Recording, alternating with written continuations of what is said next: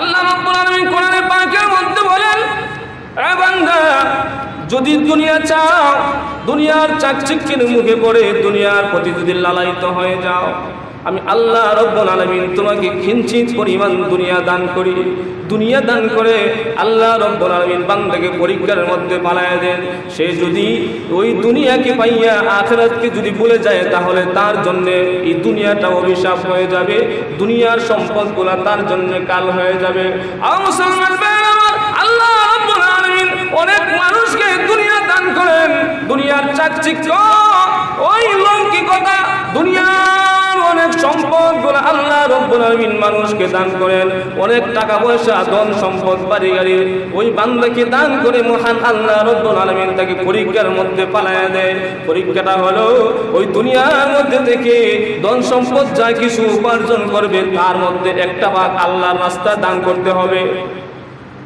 মুসলমান ভাইরা আমার, আল্লাহ রাব্বুল আলামিন বলেন, যখন আল্লাহ চায় বান্দার কাছে আল্লাহর রাস্তায় দান করার জন্য, আল্লাহর ঘর মসজিদে খরচ করার জন্য, নবীর ঘর মাদ্রাসায় খরচ করার জন্য, দিনের পথে ব্যয় করার জন্য যখন আহ্বান আসে, ওই বান্দাদেরকে সেই সময় আল্লাহ পরীক্ষা করেন। বান্দারে, দুনিয়ার চাকচিক্য, লৌকিকতা, ধন সম্পদ আমি আল্লাহ তোমাকে অনেক কিছু দিয়েছি, তুমি অনেক বাড়ি গাড়ির মালিক হয়ে গেছো, সম্পদের কারণে তোমার মান সম্মান অনেক বৃদ্ধি হয়ে গেছে।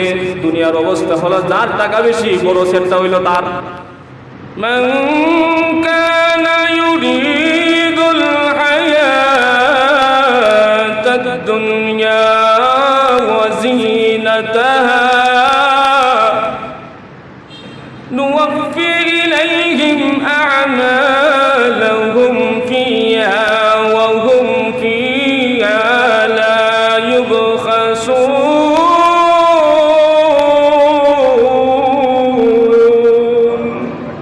আল্লাহ রাব্বুল আলামিন বলেন, মান কানা ইউরিদুল হায়াতাদ দুনিয়া ওয়া জিনাতাহা, দুনিয়াটা দান করেছি, অল্প সময় তোমরা ওই দুনিয়াকে ভোর করে তোমার আখিরাতে পাড়ি জমাবে।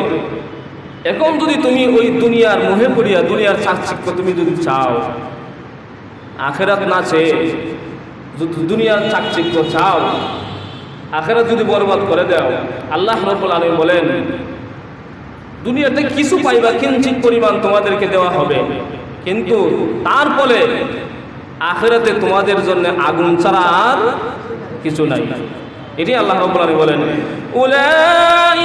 উলাইকাল্লাযীনা লাইসা লাহুম ফিল আখিরাতি ইল্লান নার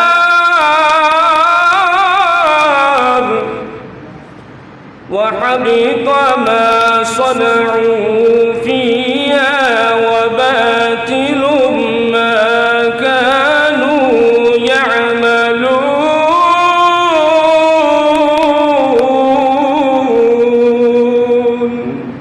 আল্লাহ রাব্বুল আলামিন বলেন, উলাইকাল্লাযীনা লাইসা লাহুম ফিল আখিরাতি ইল্লান নার, তারা হলো ওই সমস্ত লোক যাদের আখিরাতে আগুন ছাড়া আর কোনো কিছু নাই।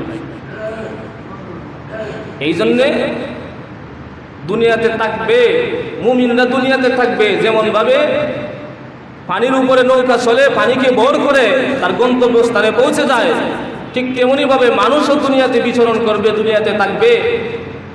নৌকা চলতে গেলে যতটুকু পরিমাণ পানির প্রয়োজন, আপনি আমি দুনিয়াতে থাকবো, দুনিয়াতে থাকতে গেলে যতটুকু আমার দুনিয়া প্রয়োজন ততটুকুই ব্যবহার করব, দুনিয়াকে ব্যবহার করে আমার গন্তব্যস্থলে পৌঁছে যাওয়া, এটাই হলো বুদ্ধিমানের কাজ।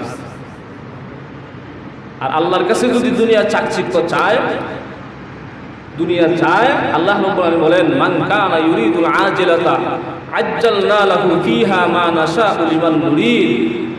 আল্লাহ বলেন, যারা দুনিয়া চাকচিক্য চায়, দুনিয়া চায়, আল্লাহ বলেন আমি তাকে কিঞ্চিত পরিমাণ দুনিয়া দেই, কিঞ্চিত পরিমাণ, মা নাশাউ লিমান নুরিদ। আল্লাহ বলেন আমি যতটুকু চাই তাকে ততটুকু পরিমাণ দুনিয়া দেই। কে যতটুকু চায়, কথা বুঝছেন? কে চায়? আল্লাহ যতটুকু চায়। আপনি যতটুকু চাবেন দুনিয়া আপনাকে ততটুকু দেওয়া হবে না। আল্লাহ বলেন আমি যতটুকুই চাই ততটুকু তাকে দিই। দেওয়ার পরে আমি তাকে ওই দুনিয়াতে একটা পরীক্ষার হলের মধ্যে পালাইয়া দিই। দুনিয়াটা হলো পরীক্ষার ঘর। আল্লাহ রাব্বুল আলামিন বলেন সূরা মুলকের 2 নম্বর আয়াতে, আল্লাযী খালাকাল মাউতা ওয়াল হায়াতা লিয়াবলুয়াকুম আইয়ুকুম আহসানু আমালা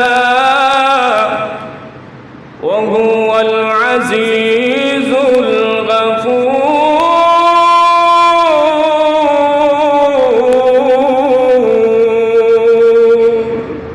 আল্লাহ রাব্বুল আলামিন বলেন আল্লাযী খালাকাল মাউতা ওয়াল হায়াত, আমি আল্লাহ জীবন এবং মৃত্যু সৃষ্টি করে দুনিয়াকে তোমাকে একটা উপহার স্বরূপ দিয়ে দিলাম। লিয়াবলুয়াকুম আইয়ুকুম আহসানু আমালা, আল্লাহ বলেন আমি পরীক্ষার মধ্যে ফেলে দিয়েছি কার আমল কত সুন্দর। যার আমল সুন্দর হবে ওই সুন্দর আমল দেখে দেখি আল্লাহ রাব্বুল আলামিন জান্নাত দান করবে। জোরে কোন সুবহানাল্লাহ।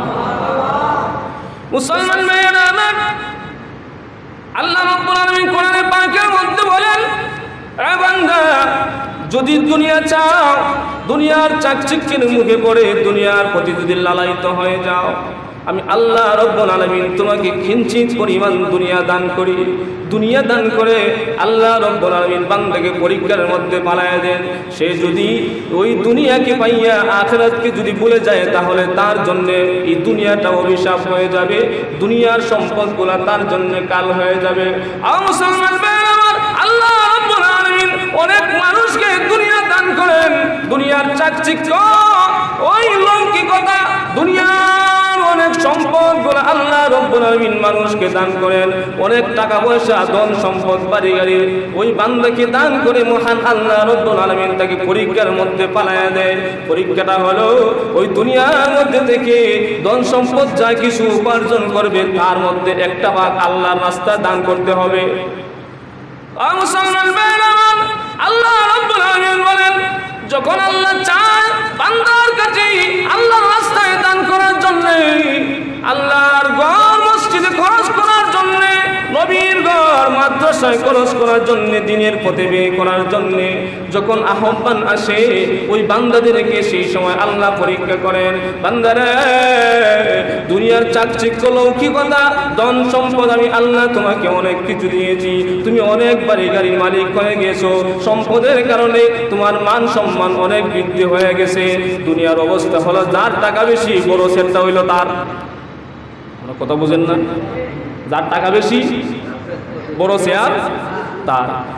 যে ব্যক্তির টাকা বেশি, মিটিং এর প্রধান অতিথি ওই ব্যক্তি।